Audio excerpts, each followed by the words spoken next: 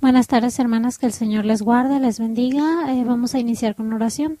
Padre altísimo y eterno, te agradecemos, Señor, por tu palabra que siempre es viva, que es eficaz, que sabemos que es palabra tuya, Señor, palabra de Dios, y así la hemos tomado. Te rogamos en el nombre de Jesús que por favor nos hable, Señor, nos des de discernimiento, entendimiento en ella, y la guardes en nuestros corazones, en nuestras mentes, Señor, para ponerlas por obra. Te lo rogamos en el nombre de nuestro Señor Jesucristo. Amén. Amén. Ok, vamos a empezar en Malaquías. Seguimos todavía con la ayuda idónea. Seguimos viendo todavía sobre el matrimonio, ¿verdad? Y vamos a ver hoy sobre la unión matrimonial, sobre el matrimonio y el pacto matrimonial. Y quiero que empecemos en Malaquías 2, versos 14 y 15. Dice, más diréis, ¿por qué? Porque Jehová ha atestiguado entre ti y la mujer de tu juventud, contra la cual has sido desleal, siendo ella tu compañera y la mujer de tu pacto. No hizo él uno, habiendo en él abundancia de espíritu. ¿Y por qué uno? Porque buscaba una descendencia para Dios. Guarda pues en vuestro espíritu y no seas desleal con la mujer de tu juventud.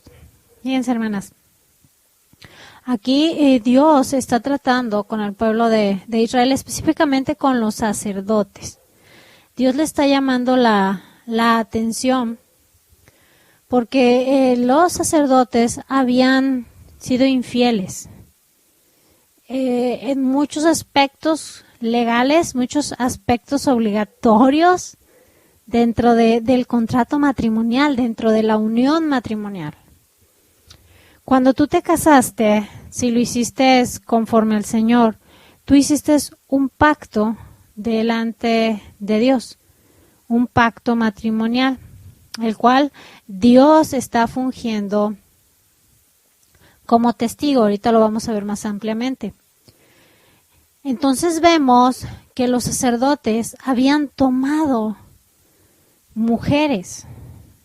Primero vemos, si ustedes leen el verso 13, dice el verso 13, y esta otra vez haréis cubrir el altar de Jehová de lágrimas, de llanto y de clamor. Así que no miraré más a la ofrenda para aceptarla con gusto de vuestra mano. Entonces dice Dios, yo no voy a aceptar ya más sus ofrendas. Habla de llanto, de clamor, de dolor. Dice Dios, yo no voy a aceptar eso, va a ser en vano que ustedes me ofrezcan en mi altar ofrendas. ¿Por qué? Bueno, porque los sacerdotes habían violado sus votos matrimoniales. No se habían separado totalmente de los ídolos primero, ¿verdad? Como Dios lo requería, como Dios lo mandaba.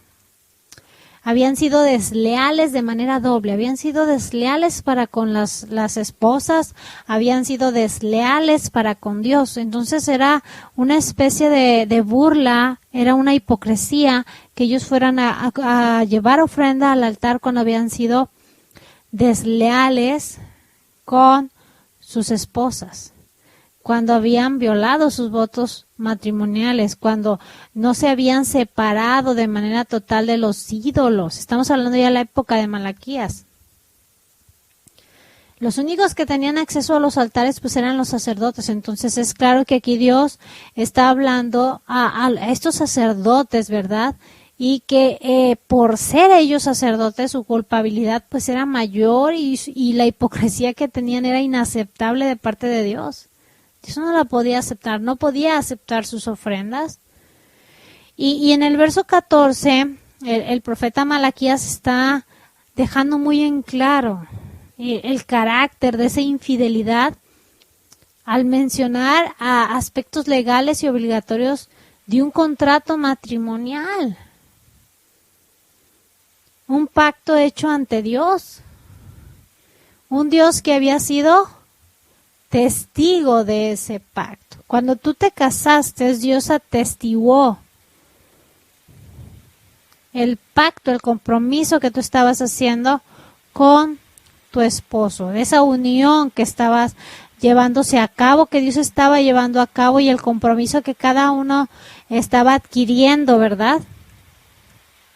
Fíjense, dice ahí, porque Dios ha atestiguado. Atestiguar es afirmar o declarar una cosa, ¿verdad? Asegurando que es verdad, que es veraz, porque ha sido testigo de ello. Entonces Dios había sido testigo del pacto matrimonial que habían hecho delante de él estos sacerdotes con sus esposas. Y Dios también había sido testigo de su deslealtad. Así que, para empezar, los sacerdotes no podían negar los hechos. Pues Dios no era cualquier testigo. Pero si no lo vemos, dice ahí, más diréis, ¿por qué? ¿Por qué Dios no va a aceptar mi ofrenda? Y Dios dice, porque Jehová ha atestiguado. Dios afirma y declara y asegura que ustedes han sido infieles, que ustedes han sido desleales con sus esposas. Y de todo esto está como testigo Dios. Tanto de esas promesas que se hicieron en el altar cuando se casaron, como de la deslealtad que habían hecho. Y es algo que se tiene que cuidar mucho en el vínculo matrimonial, hermanas, la lealtad, la fidelidad. No saben el adulterio cómo daña el vínculo matrimonial. Es una de las cosas que golpean más duro el matrimonio, un adulterio. Ya si el Señor lo permite, vamos a ver más adelante una enseñanza sobre adulterio. Porque esto realmente golpea el matrimonio, realmente deja heridas que tardan en sanar, que tardan en sanar. Borrarse no, porque al final son heridas que quedan, la marca, la cicatriz queda. Llega a un punto de sanidad donde ya no duele, donde ya hubo ese perdón, donde ya hubo esa restauración. Pero definitivamente quedan esas cicatrices que se ven y que ahí están. Pero ya lo veremos más adelante sobre una enseñanza un poquito enfocándonos al adulterio, ¿sí? Entonces, aquí los sacerdotes no podían negar los hechos. Dios no era cualquier testigo. ¿Qué es un testigo? Bueno, los testigos son aquellas personas que están presentes mientras se está cometiendo un hecho delictivo. Entonces, este testigo ayuda a esclarecer lo que ocurrió. Y el juez, cuando está escuchando a esos testigos, debe de ser muy atento a las declaraciones para que el juez pueda detectar si lo que está diciendo es verdadero. Si es verdad lo que ocurrió o si fue de otra manera. Entonces, hay algunos testimonios que pueden ser puestos en tela de juicio. Hay algunos testigos que tú dices, bueno, es que puede tener un interés por ahí oculto, puede llevar otra intención aquí. Entonces, puede no ser siempre veraz un testigo. Pero cuando hablamos de Dios, hermanas, díganme, ¿qué falla puede tener ese testigo? Ninguna. ¿Sí lo observan? Es un testigo completamente confiable. Que no vamos a poner en duda su veracidad, su credibilidad.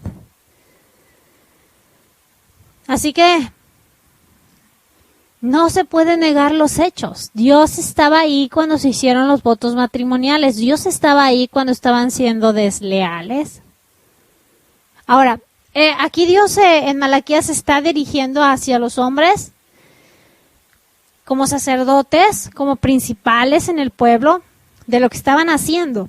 Pero esto también aplica para las mujeres, no solamente para los hombres, ¿verdad? Dios también se lo dice a las mujeres y habla sobre esa deslealtad. Proverbios 2:16 Y 17 dice, será librado la mujer extraña de la ajena que halaga con sus palabras, la cual abandona al compañero de su juventud y se olvida del pacto de su Dios.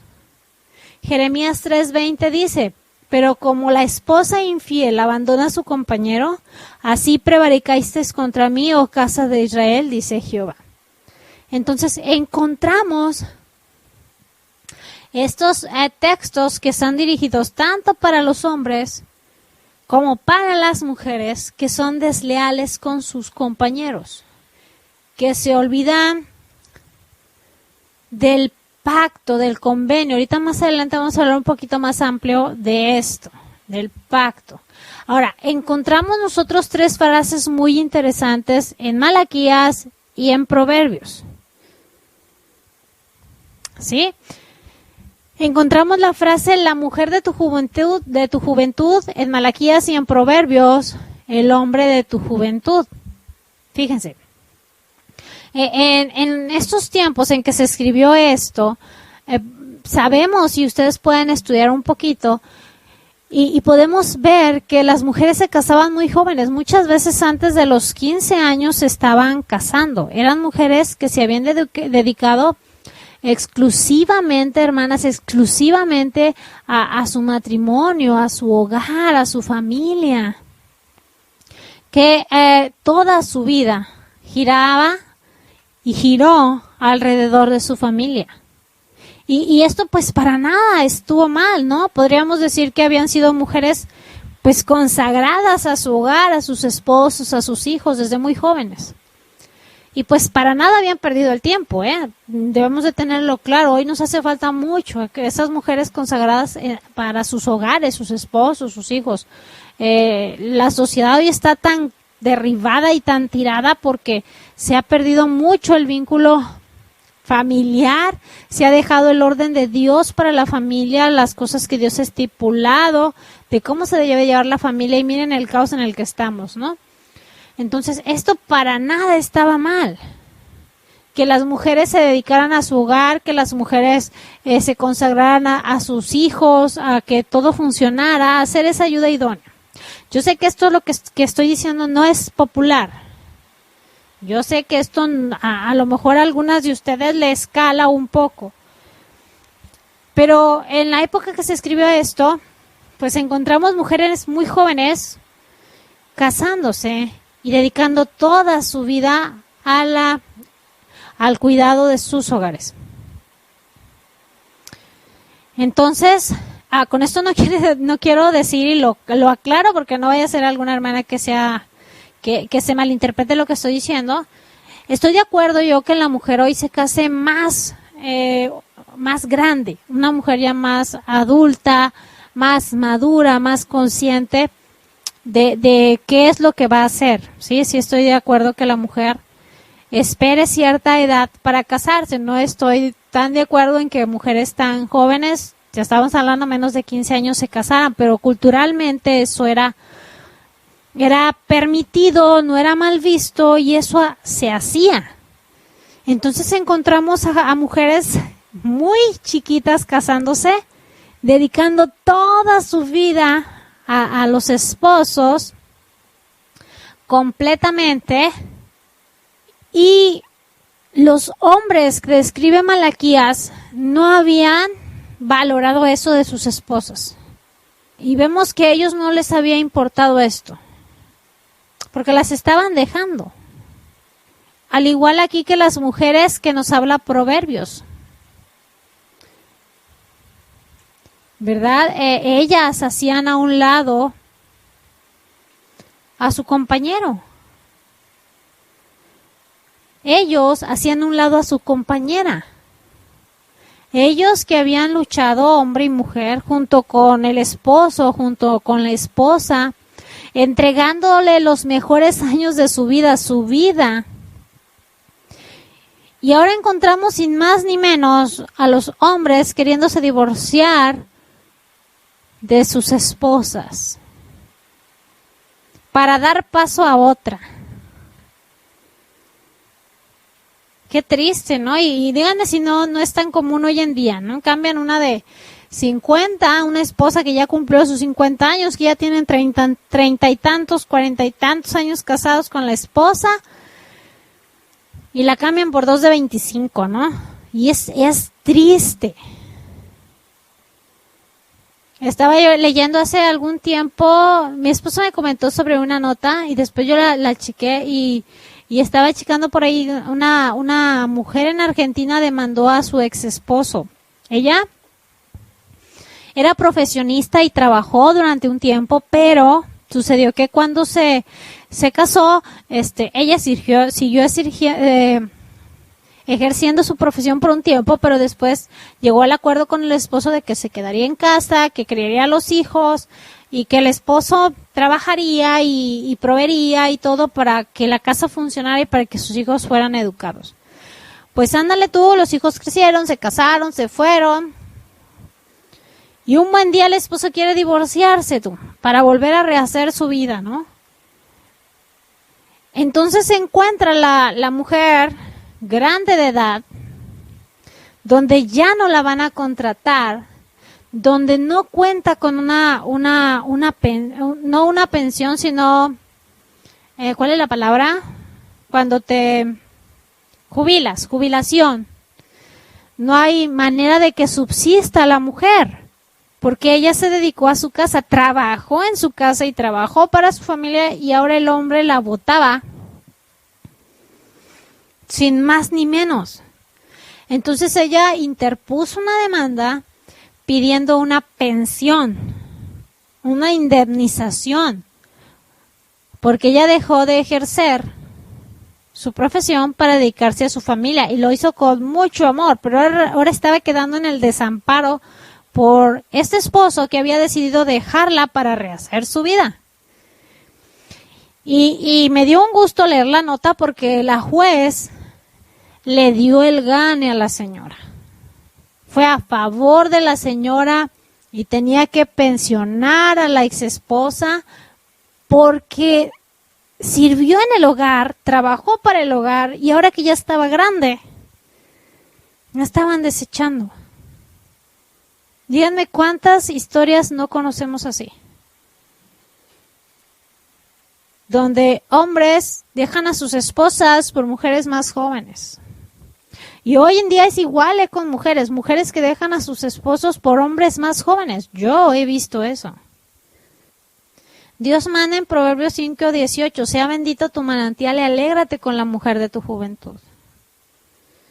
Entonces, esto nos remarca el hecho de que Dios quiere que los esposos, hombre y mujer, permanezcas casado con esa persona hasta que envejezcas. En el matrimonio no hay lugar para un tercero. Por eso habla de la mujer de tu juventud, del compañero de tu juventud. Y Dios está diciendo, sé feliz con él, sé feliz con ella. Dice el verso 19 de ahí de mismo Proverbio 5, como sierva amada y graciosa Gacela, sus caricias te satisfagan en todo tiempo y en su amor recréate siempre. La traducción lenguaje actual dice, bendita sea tu esposa, la novia de tu juventud, es como una linda venadita. Deja que su amor y sus caricias te hagan siempre feliz, o sea, no busques más, a nadie más.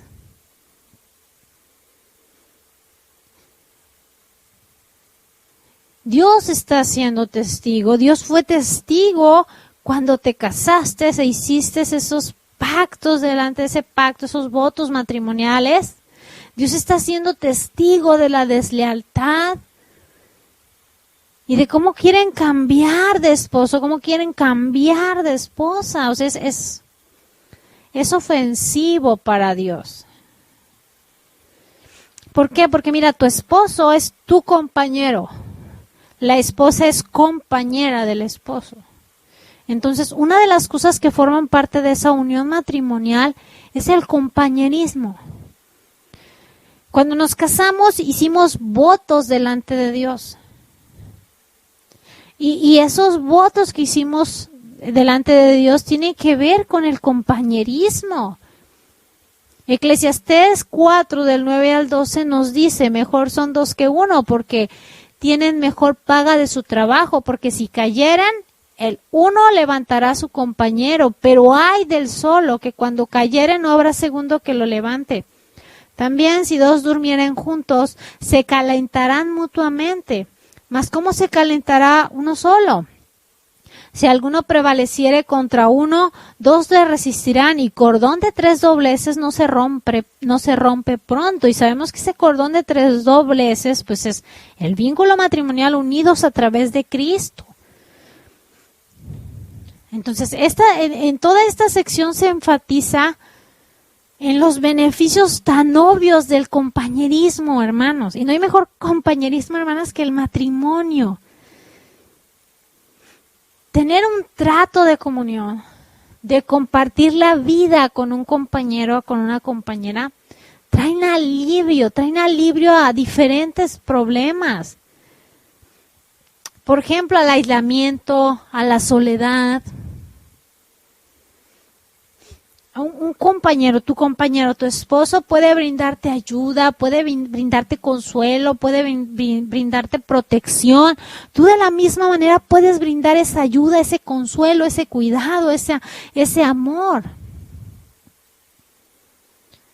Entonces, es un principio completamente aplicable a nuestra vida matrimonial.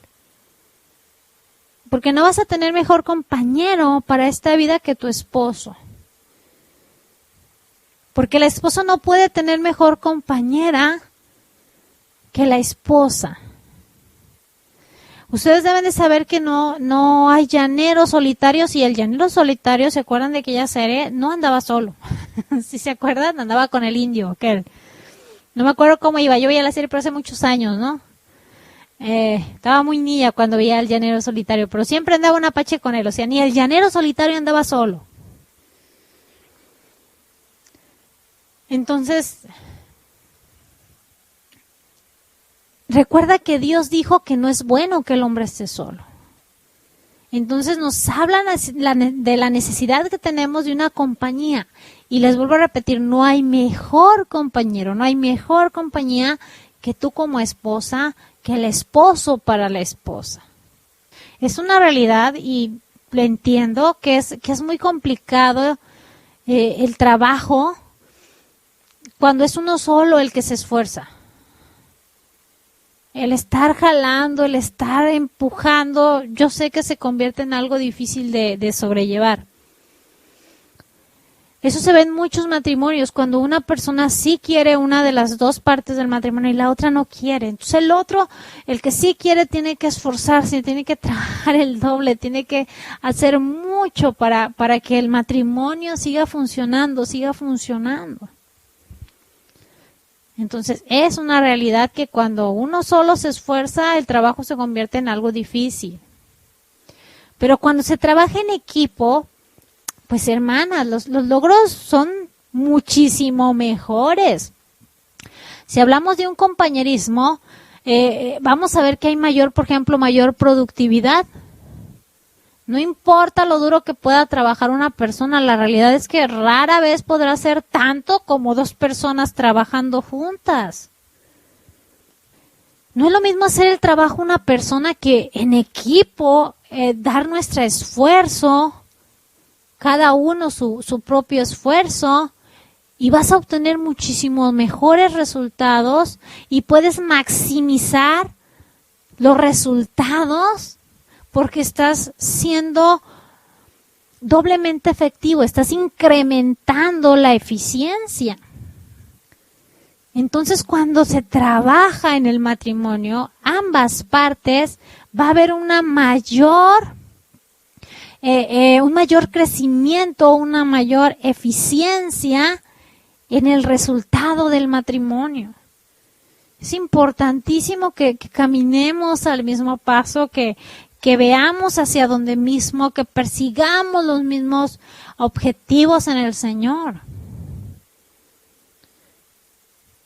Porque, hermanos, mire, el trabajar en el matrimonio, en equipo, es tan importante porque tarde o temprano todos fallan, todos fallamos. Y esa es una realidad humana. Pero si uno falla, pues el otro puede ayudarle. ¿A qué me refiero con falla? No me refiero a pecado. Por ejemplo, llega el desánimo, pues el otro tiene que echarle porras. Puede estar tratando Dios ciertos asuntos con la persona, con el esposo, y la esposa entra en intercesión por el esposo, en oración constante. Pero hermanas, cuando estamos trabajando en el Señor, ambos lados, tanto el esposo como la esposa, es más difícil, es menos probable que alguno se desanime o que alguno caiga.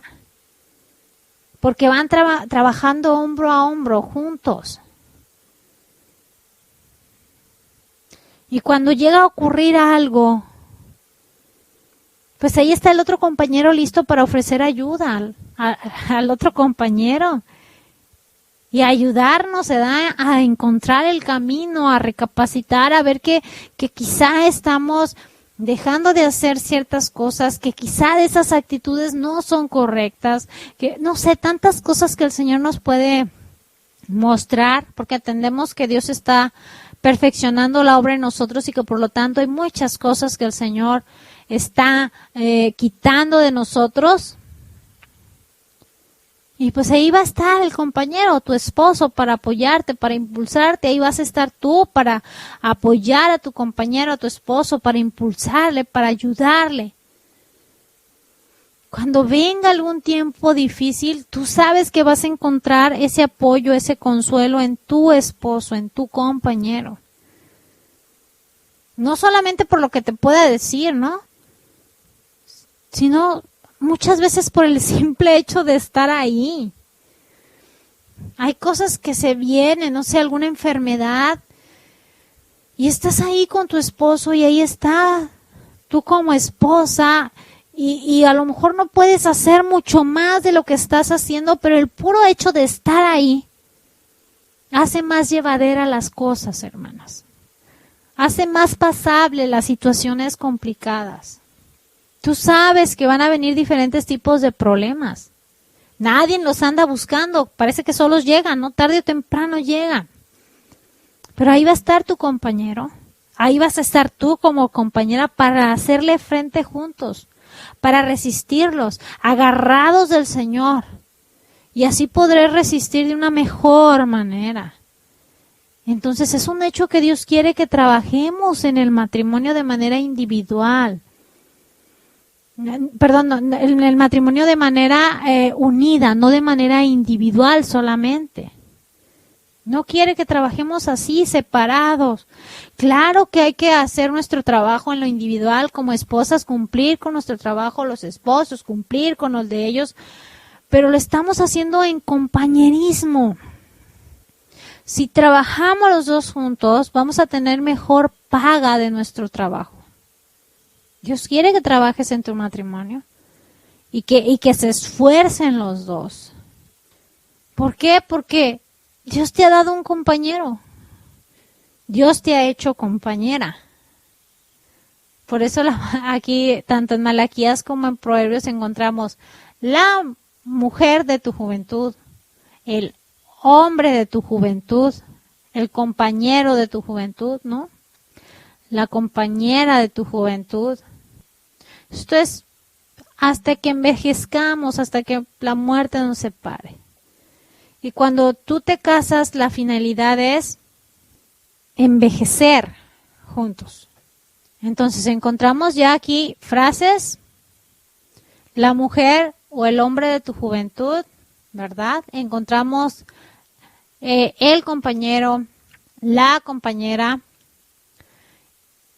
y también encontramos la mujer de tu pacto en Malaquías.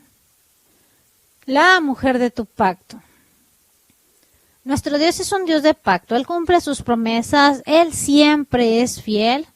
Deuteronomio 7, por ejemplo, Deuteronomio 7:9 dice que conoce pues Jehová, tu Dios, es Dios fiel, que guarda el pacto. Que guarda el pacto. Entonces, Dios es un Dios que guarda sus pactos y Dios quiere que como hijos de Él tengamos esa misma fidelidad y ese mismo guardar. Malaquías es muy claro. Dice, siendo ella, en Malaquías 2:14, al final, siendo ella tu compañera, lo acabamos de ver, compañera, y la mujer de tu pacto. Entonces, en estos textos de Malaquías 2:14 estamos encontrando ese pacto matrimonial que había sido roto por el hombre. Y en Proverbios y en Jeremías, como lo leímos, encontramos a la mujer rompiendo ese pacto que ambos habían hecho delante de Dios. Y habían sido desleales. En el caso de Malaquías habían sido desleales con sus esposas. Lo cual pues había hecho molestar a Dios contra los sacerdotes. Cuando nos casamos, nosotros hicimos el pacto de matrimonio y no fue solamente con nuestros esposos o con las esposas. Fue un pacto hecho con Dios mismo, siendo Él el testigo principal, siendo Él el que realizó la unión. Entonces, cuando hay, por ejemplo, un adulterio, estamos hablando de que no solo es una ofensa o pecado en contra del esposo o de la esposa, sino en contra de Dios y principalmente en contra de Dios. Las personas que son desleales tienen en poco el pacto. Se habían olvidado de la palabra dada. De esa palabra que un día hicieron delante de Dios, siendo Dios testigo de esa unión y de ese pacto. Fíjense, la palabra pacto viene de la palabra berit y significa alianza, significa convenio, acuerdo, confederación.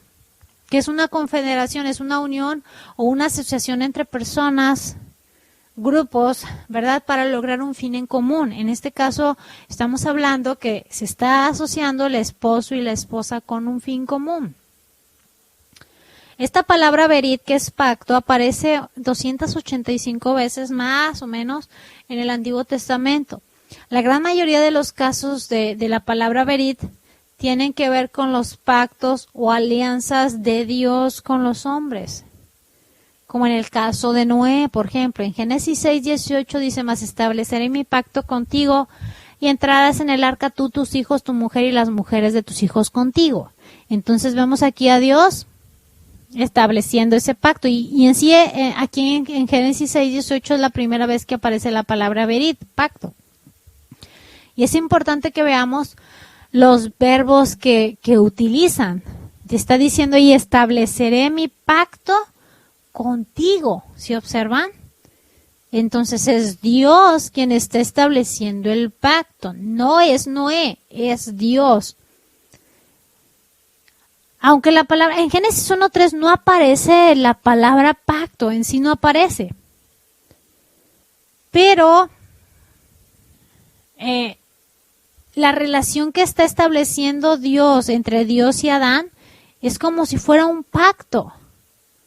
Si se fijan en Oseas 6:7, hace referencia a esto. Dice, mas ellos, ¿cuál Adán traspasaron el pacto? Y allí prevaricaron contra mí. Entonces, el Antiguo Testamento se refiere a pacto cuando hay una relación establecida con Dios. Entonces, Dios y Adán tenían una relación.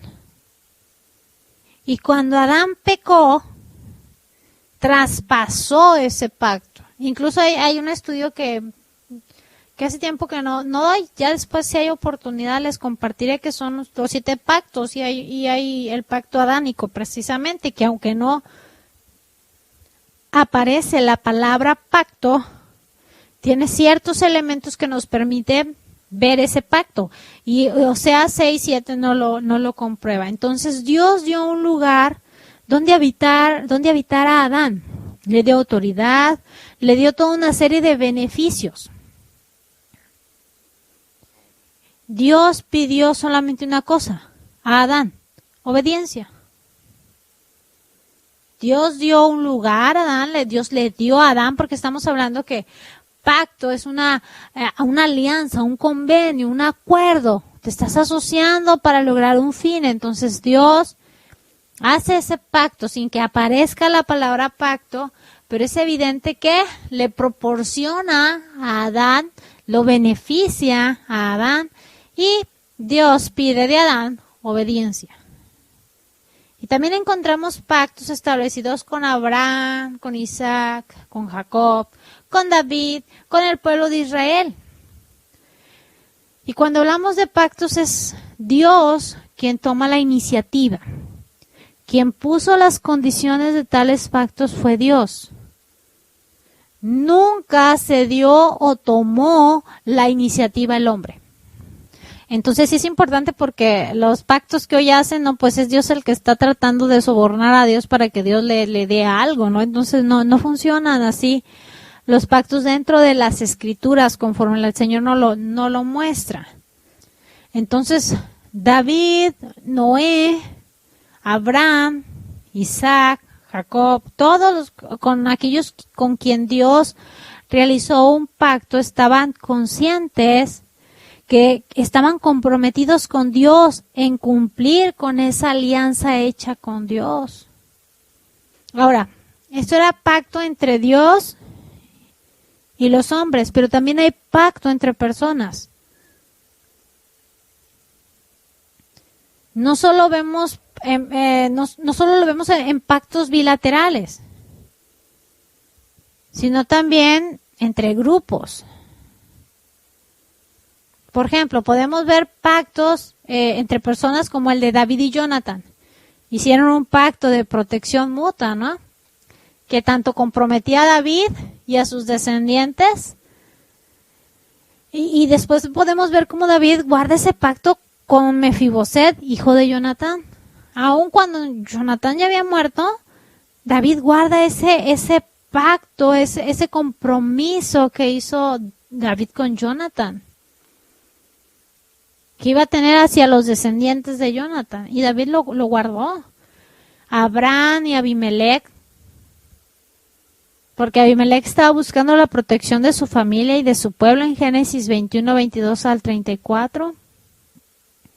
Entonces, en todos estos casos había acuerdos mutuos. Se confirmaban con un juramento en el nombre del Señor. A veces se entregaban prendas como testimonio del convenio, como en el caso de Abraham, que entregó 7 corderas a Abimelech. Entonces, así podemos encontrar diferentes pactos, convenios, alianzas, confederaciones de diferentes índoles entre personas. Porque el pacto es eso, siempre es un acuerdo mutuo entre 2 o más socios que están vinculados, que están obligados a una reciprocidad de beneficios y de obligaciones. Y dentro de esos pactos, convenios, alianzas que se hacen, estaba el pacto matrimonial, está el pacto matrimonial. Ezequiel 16:8 dice: y pasé yo otra vez junto a ti y te miré, y he aquí que tu tiempo era tiempo de amores, extendí mi mano sobre ti y te cubrí tu desnudez y te di juramento y entré en pacto contigo, dice Jehová el Señor, y fuiste mía. Aquí podemos ver cómo Dios describe su relación con el pueblo de Israel como un pacto matrimonial. Si yo te miré y ahí estabas, te extendí mi manto, te cubrí, te di juramento, entré en un pacto contigo. Y Dios estaba mostrando el cuidado y la dedicación de su esposa, que era Israel. Pero también muestra la deslealtad de Israel, de ella. Al mencionar que se prostituye, al mencionar que se va tras sus amantes, que eran los ídolos de los otros pueblos. Y por eso Dios estaba reclamando en Malaquías 2:14, ellos habían faltado a su palabra. Entonces, cuando alguien en el matrimonio, esposa o esposo, es desleal, está siendo desleal a Dios mismo. No solamente eres infiel a tu esposo o a tu esposa, sino que también a Dios, porque no estás cumpliendo el pacto hecho delante de Él. Dios estaba molesto y con justa razón. Por eso no aceptaba las ofrendas en Malaquías. Y Él les dice, aunque llenen de lágrimas el altar, no las voy a recibir. ¿Por qué Dios estaba siendo tan severo? Porque Dios había sido testigo de esas promesas que hicieron, de ese pacto matrimonial que hicieron delante de Él siendo testigo. No sé si recuerdan cuando se casaron, que yo, ¿no? Luego dabas tu nombre, yo, fulano de tal, me doy a ti, fulano de tal, para ser tu esposa. Prometo serte fiel, amarte, honrarte, sostenerte en gozo, en tristeza, en la salud, en la enfermedad, en la prosperidad y adversidad desde este día y en adelante hasta que la muerte nos separe. Hicimos esos votos delante de Dios y uno de ellos, hermanos, hermanas, es la fidelidad. Es la fidelidad, es un voto de fidelidad. Y los hombres que nos habla Malaquías habían incumplido las promesas hechas delante de Dios a sus esposas. Ellos habían sido desleales, habían roto su pacto. De la misma manera las mujeres desleales que nos habla Proverbios 2:17, dice, la cual abandona al compañero de su juventud y se olvida del pacto de su Dios, de ese compromiso que hizo delante de Dios hacia su esposo. O sea que estos hombres habían engañado a sus esposas al no cumplir el pacto. Habían faltado a su palabra, habían sido infieles, habían abandonado a sus esposas, habían menospreciado las promesas hechas delante de Dios, habían pecado, traicionado y transgredido el pacto matrimonial, habían faltado a su palabra. Entonces, las Escrituras nos exhortan a que cumplamos con esos pactos matrimoniales hechos delante de Dios. De eso que alguna vez dijiste delante de Dios. No pienses que era parte del protocolo para casarte, ¿eh? No era parte del protocolo para casarte. O sea, es algo que estabas diciendo delante de Dios y que te estabas comprometiendo delante de Dios a hacer. Y la palabra en muchos lados nos dice que pues nuestro hablar debe de ser sí, sí es sí, no, sí es no. Y aun cuando sea en nuestro perjuicio, no por eso vamos a cambiar.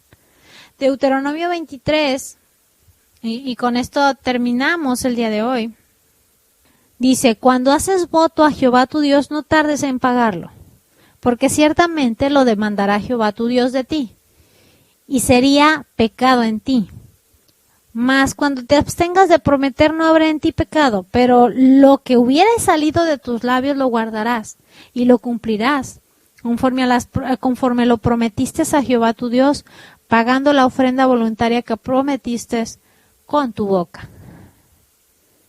Entonces, hermanas, estamos obligadas, en el matrimonio estamos obligados a cumplir con nuestros votos matrimoniales, porque es algo que hablamos delante de Dios. Dios está siendo testigo del compromiso que estamos haciendo delante de Él con el esposo, la esposa, con el esposo con la esposa. Y ese es un vínculo que se debe de guardar, que se debe de cumplir, porque somos compañeros para esta vida. Tú has escogido a tu compañero, tu esposo te escogió a ti de compañera para llevar esta vida y poder caminar juntos hacia una misma meta, para envejecer juntos. Entonces, hermanas, hay que seguir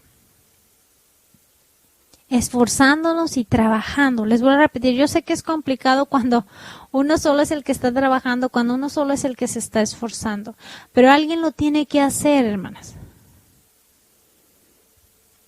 La próxima semana continuamos con Malaquías 15, que no lo vimos, pero es un poquito extenso, entonces se me iría la enseñanza más de 1 hora y no es el propósito, entonces mejor continuamos la siguiente semana, porque debemos de entender que para Dios es importante la lealtad en todas las áreas, Pero cuando hablamos del vínculo matrimonial, podemos decir que sobre todo ahí es importante la lealtad. Recordemos que Dios guarda su pacto. Y si tú eres un hijo de Dios, una hija de Dios, también lo vas a hacer. Dios quiere personas leales, que tengan lealtad, que sean incapaces de traicionar, que sean incapaces de engañar, que actúen con respeto, con fidelidad a los principios que Dios nos ha dado dentro de la Escritura, a los compromisos que hemos adquirido delante de Dios hacia nuestros esposos. Debemos de proteger y mantener la palabra dada.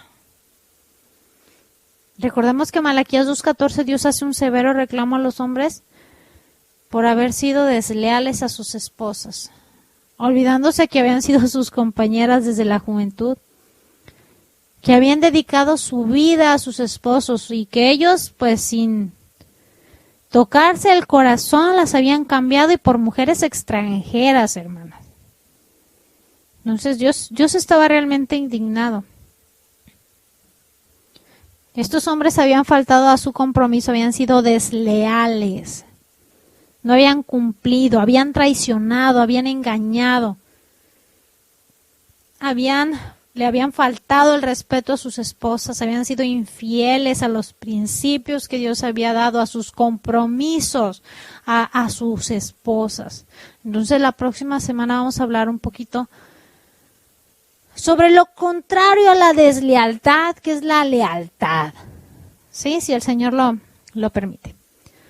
Padre altísimo y eterno, te damos gracias, Señor, por tu palabra, porque es viva, porque es eficaz, porque es más cortante, Señor, que una espada de doble filo, porque penetra nuestros corazones y nuestras mentes. Te rogamos en el nombre de Jesús que nos ayudes a entender un poquito más, Señor, esa unión, ese vínculo que tenemos en el matrimonio. En verdad que necesitamos de tu dirección, de tu ayuda, Señor.